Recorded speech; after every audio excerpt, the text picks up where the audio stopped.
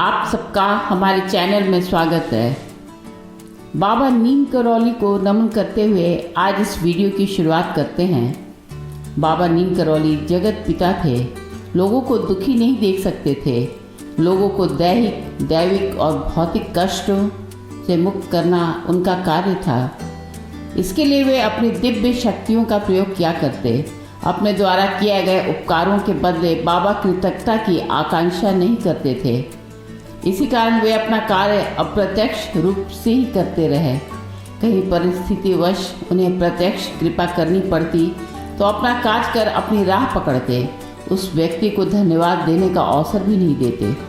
उनकी जागृत भूमि कैंची धाम पर जाकर किसी ने उनके सामने झोली फैलाई हो और खाली हाथ लौटा हो, ऐसा तो कभी देखने को नहीं मिलता। बाबा अपने प्रेम से सबको इतना सराबोर कर देते कि स्वतः उनके कृपा पात्र बने लोगों के आंखों में आंसू निकल पड़ते। 1935 में नीम करौली गांव को छोड़ने के पश्चात बाबा जी ने फतेहगढ़ किला घाट पर अपना ठिकाना बनाया। फतेहगढ़ एक कैंटोनमेंट एरिया है, इसे फतेहगढ़ छावनी भी कहा जाता है। बाबा ने इसी जगह किला घाट पर, जो गंगा के दक्षिण तट पर स्थित है, अपना ठिकाना बनाया और गायें पाली। बाबा जी ने गौ माता की दिल से भरपूर सेवा की। वे सभी गायें बाबा जी के आज्ञा का अनुसरण करती। बाबा आदेश देते और वे पालन करती। इसी तरह दर्शनार्थियों का वे मनोरंजन भी करती थी। गंगा स्नान और गौ सेवा करके बाबा जी ने उसका महत्व जन कल्याण के लिए समस्त जन समुदाय को बताना चाहा। गंगा जल को बाबा महाराज जी ने दूध की तरह पवित्र बताया। एक बार कुंभ के मेले में बाबा ने एक लोटा गंगा जल को ढककर रखवा दिया। बाद में उस लोटे का मुंह खोला गया तो वह दूध में परिवर्तित हो गया। सभी लोगों ने उस अमृत रूपी दूध का प्रसाद पाया। अब थोड़ा गौ माता के विषय में जानते हैं। समुद्र मंथन के समय हमें दूध से सिंचित करने वाली कामधेनु गाय मिली थी। कहते हैं गाय के पृष्ठभाग में ब्रह्मा जी का वास है, गले में विष्णु भगवान का वास है, मुख में शिव जी का वास है, रोम रोम में देवताओं का वास है। अष्टलक्ष्मी 8 ऐश्वर्यों को लेकर गाय के गोबर में वास करती हैं। आइए इसके बारे में पूज्य देवराहा बाबा के मुख से सुनते हैं। गाय के पृष्ठभाग में ब्रह्मा जी का वास है, गले में विष्णु भगवान का वास है, मुख में शिव जी का वास है और रोम रोम में देवताओं का वास है। और अष्टैश्वर्यमयी लक्ष्मी गोमय बसते सदा। 8 ऐश्वर्यों को लेकर के लक्ष्मी माता गाय। बाबा ने फतेहगढ़ को ही रहने का ठिकाना क्यों चुना, इसलिए इस जगह की अब थोड़ी सी बात करते हैं। फतेहगढ़ फर्रुखाबाद जिले का मुख्यालय है। फर्रुखाबाद जिले का कैंटोनमेंट एरिया भी है फतेहगढ़। फर्रुखाबाद उत्तर प्रदेश राज्य के अंतर्गत गंगा नदी के किनारे बसा एक छोटा सा खूबसूरत प्रांत है। मोहम्मद खान बंगेश द्वारा उस समय के मुगल बादशाह फारुखसियार के नाम पर 1714 ईस्वी में फर्रुखाबाद शहर का नामकरण किया गया, परंतु इसका खुद का अपना एक इतिहास भी है। महाभारत काल में यह 5 पांडवों की पत्नी द्रौपदी एवं उनके भाई धृष्टद्युम्न की जन्मभूमि थी।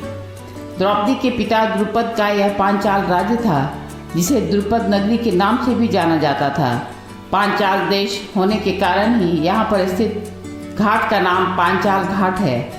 इस घाट का संबंध रामायण काल से भी है। कहते हैं ऋषि श्रृंगी, जो कि राजा दशरथ की पुत्री शांता के पति थे, उनके सिर पर जन्म से ही सिंह था। ऋषि श्रृंग ने इस स्थान पर तपस्या की एवं गंगा स्नान किया, तभी धीरे धीरे उनके सिंह गायब हुए, इसलिए इसे घटिया घाट के नाम से भी जाना जाता है।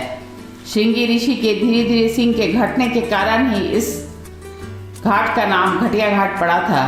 पांचाल घाट के सामने ऋषि दुर्वासा का भी आश्रम है।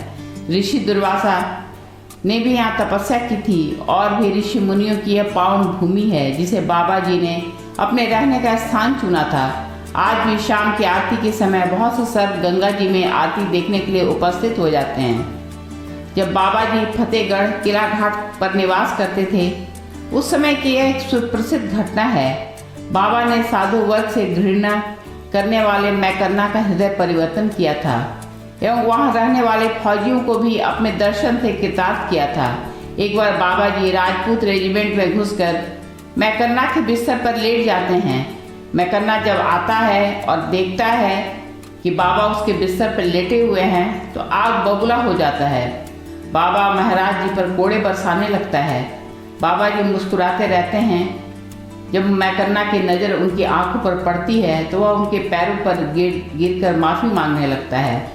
उसके बाद मैकन्ना बाबा का परम भक्त हो जाता है। बाबा उसे कर्नल बनने का आशीर्वाद भी देते हैं। द्वितीय विश्व युद्ध के समय जब मैकन्ना जा रहा था तो उसकी आंखें स्टेशन पर बाबा जी को ढूंढ रही थी।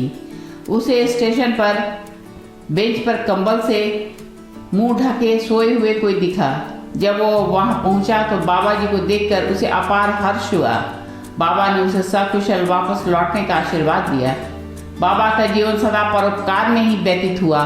वे रास्ते चलते अपरिचित व्यक्ति की अव्यक्त समस्याओं का हल बिना पूछे ही बताते रहते और परोक्ष में वे कितना उपकार करते थे बताया नहीं जा सकता।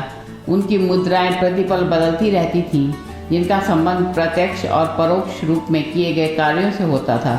बाबा की खुद की न तो कोई चाह थी और न ही अपना कार्य। आज बस इतना ही। बाबा जी के साथ चलिए हम सब मिलकर भगवान राम को याद करते हैं। जय श्री राम।